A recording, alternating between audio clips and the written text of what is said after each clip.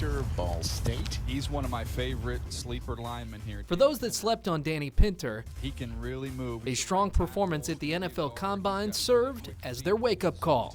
To be honest, I knew as it was going on, I was doing well, and really, I just tried to just be relaxed about it. And so for me, it was kind of like just checking that box off, and now it's on to the next stage in the process.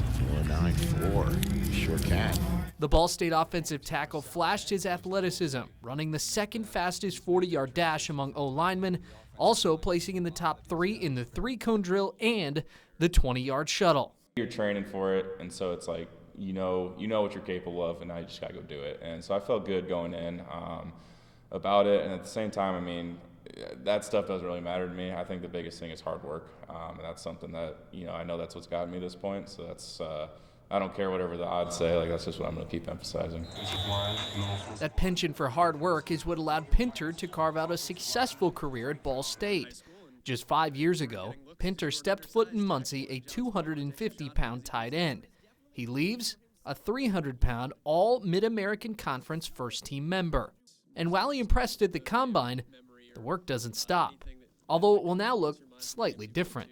The spread of the coronavirus has changed nearly everything about the pre-draft process for Pinter, who has been making the 3-hour drive to Ball State's football facility every weekend. Part of it's a waiting game, to just see if any of that stuff will pan out. I know they didn't move the draft back, so, it puts a little more time crunch on. But me, I had some workouts set up with teams where they were going to come in, somewhere I was going to go out. So now those are kind of transitioning into like FaceTime meetings with offensive line coaches.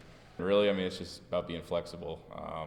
It is what it is, and you just got to approach that day at a time and just attack whatever that needs to be. So what do you feel you could bring to an NFL offensive line?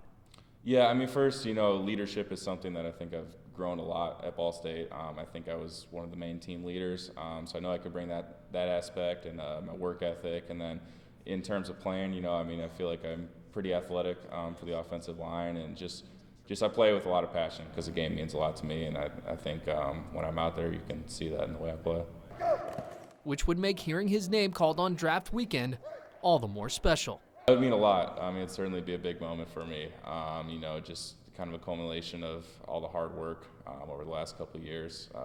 Would go into that moment for sure, and it'd be really cool. But then it, immediately transition into, okay, now let's go. The goal's bigger than just getting drafted. It's making this into a career. What is an ideal career for a guy like Danny Pinter?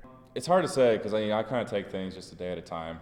As long as I can look back and know that I put everything into it, and however long that takes me, or however long that lasts me, is what will matter to me.